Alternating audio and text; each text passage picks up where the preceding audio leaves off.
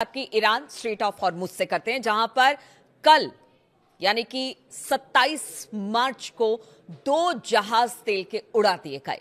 बताया जा रहा है कि बिना इजाजत के, आईआरजीसी के बिना इजाजत के 2 जहाज यहां से गुजर रहे थे और तभी आईआरजीसी ने मिसाइलों से हमला किया और इन जहाजों के पर खच्चे उड़ गए। इसमें बताया जा रहा है मार्शल आइलैंड और थाईलैंड, ये 2 जहाज थे जो कि यहां से गुजर रहे थे, क्योंकि ईरान ने कह दिया है कि बिना इजाजत के स्ट्रेट ऑफ हॉर्मुज से कोई भी जहाज गुजर नहीं सकता है।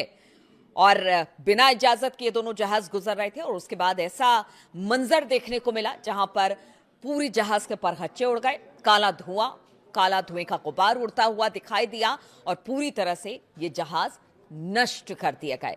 इधर अगर ट्रंप की बयान की बात की जाए, ट्रंप ने एक बड़ा बयान दे दिया है। उन्होंने कहा है कि स्ट्रेट ऑफ हॉर्मुज नहीं, ये स्ट्रेट ऑफ ट्रंप है।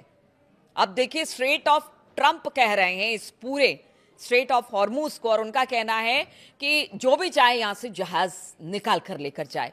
लेकिन अब ट्रंप के दावों की पोल खुल रही है। वो स्ट्रेट ऑफ ट्रंप जरूर कह रहे हैं, लेकिन यहां पर किस तरह से ईरान के मिसाइलों का निशाना दूसरे देश जो कि बिना इजाजत के ईरान के इस स्ट्रेट ऑफ हॉर्मुज से अपने जहाज ले जाने की कोशिश करते हैं, तो उसका हश्र क्या होता है। और ईरान ने चेता दिया है कि अगर आगे भी इस तरह से बिना इजाजत के ईरान के अगर यहां से कोई भी जहाज गुजरता है तो उसका हश्र यह होगा। फिर ट्रंप के स्ट्रेट ऑफ ट्रंप का बयान क्या मायने रखता है। ट्रंप खुद ही से अपने आप को विशिष्ट मानते हैं, बेहतर मानते हैं, और उनका कहना है कि देखिए, जो मैं कह देता हूं वो हो जाता है। 10 दिन का सीज फायर किया है, लेकिन हमले इसके बावजूद भी हो रहे हैं। इसराइल में तो इतने जबरदस्त हमले हो रहे हैं कि पूरा इजराइल इस वक्त, चाहे वो तेल अवीव हो या फिर जेरूशलम हो, हर जगह तबाही का मंजर दिखाई दे रहा है। जबरदस्त तरीके से मिसाइल और ड्रोन से हमला किया जा रहा है। और अगर बीते दिनों की बात की जाए तो कुवैत पर भी एक बड़ा हमला ईरान की तरफ से किया जा रहा है, जबकि अमेरिका ने कहा है कि बहुत जल्द युद्ध खत्म हो जाएगा। लेकिन इसके बावजूद ईरान का यही कहना है कि देखिए, बातचीत सिर्फ आपकी तरफ से कहा यह जा रहा है कि बातचीत हो रही है, लेकिन हम किसी तरह की बातचीत में शामिल नहीं है, ना ही हमारी तरफ से किसी तरह की कोई बातचीत हो रही है। हमने 5 अपनी जो शर्तें हैं वो रख दी है, बातचीत उसी पर होगी। वरना आप किससे बातचीत कर रहे हैं, कहां बातचीत करें, हमें नहीं पता। हमें तो यह पता है कि स्ट्रेट ऑफ हॉर्मुज से कोई जहाज नहीं निकलेगा। ईरान पर जब तक हमला होता रहेगा तब तक हमले का जवाब ईरान देता रहेगा। अपने मिसाइलों का जखीरा उसने दिखा दिया है और ऐसी बैलिस्टिक मिसाइलें दागी है कि इजराइल, क्योंकि देखिए अमेरिका बहुत दूर है, जो अरब देश हैं वहां पर जो अमेरिकी सैन्य ठिकाने हैं या एम्बेसी है या उनकी बाकी जगह है, उनको तो जरूर निशाना बनाया जा रहा है। लेकिन इजराइल की आप सोचिए, इजराइल में इतनी तबाही, गजा का मंजर याद आ जाता है जिस तरह से इजराइल में तबाही मची है। बताया जा रहा है कि इजराइल में खास तौर पर तेल अवीव में तो जबरदस्त नुकसान हुआ है। इधर अगर बात की जाए, जो ईरान के प्रॉक्सीज हैं वो अपना अलाइज कहता है, लेकिन जो बाकी मुल्क है उसे प्रॉक्सीज कहते हैं। अब इजराइल के लेबनान में जिस तरह से जमीनी लड़ाई इजराइल ने छेड़ी है, अब उसको इसका खामियाजा भुगतना पड़ रहा है। ये दूसरी बड़ी खबर हम आपको बता रहे हैं, जहां पर इस वक्त तगड़ी जंग छिड़ी हुई है हिजबुल्लाह के साथ इजराइल की, और एक बड़ा झटका लगा है। बताया जा रहा है कि 100 इजरायली टैंकों को तबाह करने का दावा हिजबुल्लाह ने किया है। मरकावा टैंक, आप समझिए, इजराइल की जमीन पर लड़ने की लड़ाई में ये काफी अहम माना जाता है। अब ये हिजबुल्लाह दावा कर रहा है कि उसने 100 इजरायली टैंकों को तबाह कर दिया है। और ये तबाही पिछले 3 हफ्ते में, जब से इजराइल ने लेबनान में युद्ध छेड़ा है, तब से ये तबाही इजराइल के लिए आई है। हिजबुल्लाह ने बीते 3 हफ्तों में अपने देश में घुसे करीब 100 इजरायली टैंकों को तबाह करने का दावा किया है। ईरान स्ट्रेट ऑफ हॉर्मुज में चीजों को तबाह कर रहा है, चुन चुन कर अमेरिकी सैनिकों को, अमेरिकी जो एयर बेसेस हैं या फिर उनके सैन्य ठिकाने हैं उनको तबाह करा। इजराइल पर ईरान जो है वो इजराइल पर लगातार मिसाइल दाग रहा है। लेकिन लेबनान के बॉर्डर पर हिजबुल्लाह लगातार दावा कर रहा है कि वो इजराइल को पीछे धकेल रहा है और उसने 100 टैंक इजरायली मारने का दावा किया है। इजराइल के लिए न सिर्फ सैन्य तौर पर बल्कि आर्थिक तौर पर भी ये बड़ा नुकसान माना जा रहा है।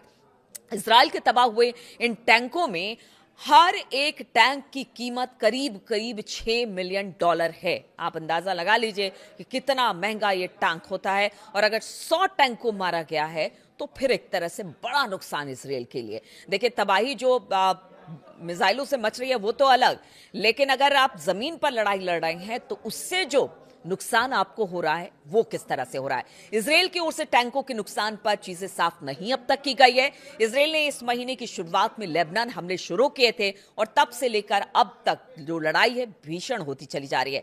हिजबुल्लाह के लड़ाकों ने बुधवार को कहा कि बीते बुधवार को उन्होंने कहा कि 24 घंटे के भीतर दक्षिणी लेबनान और उत्तरी कब्जे वाले फिलिस्तीन में कम से कम 21 इजरायली सैन्य मरकावा टैंक नष्ट कर दिया गया।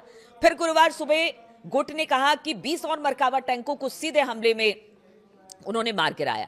इससे 2 मार्च से नष्ट किए गए मरकावा टैंकों की कुल संख्या बढ़कर 73 हो गई। अलग अलग इलाकों में भी हमले हो रहे हैं। गुरुवार शाम को हिजबुल्लाह के लड़ाकों ने दर्जनों और मरकावा टैंकों को सफलतापूर्वक निशाना बनाकर नष्ट कर दिया। इससे तबाह हुए टैंकों की कुल संख्या अब 100 के पार पहुंच गई है। इसलिए हिजबुल्लाह दावा कर रहा है कि उसने 100 मरकावा टैंकों को ध्वस्त कर दिया है। उन्होंने बयान में कहा कि गुरुवार को हुए हमले के नवीनतम दौर में कई स्थानों पर मरकावा टैंकों को निशाना बनाया गया। प्रेस टीवी के मुताबिक डेबिल में 3 टैंकों पर गाइडेड मिसाइलों से हमला किया गया। अलकंतारा में तकनीकी स्कूल, वोकेशनल स्कूल, जलाशय और पानी की टंकी के पास मरकावा टैंकों पर हमले किए गए। 3 अन्य टैंकों पर हमलावर ड्रोन का इस्तेमाल करके हिजबुल्लाह के लड़ाकों ने हमला किया।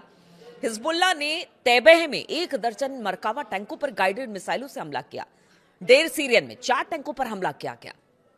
एक अन्य टैंक पर भी तैबह में तबाह कर दिया गया। अलकंतारा सड़क पर यह हमला किया गया। हिजबुल्लाह ने लेबनानी जमीन पर एंट्री करने वाले टैंकों को लगातार निशाना बनाया है।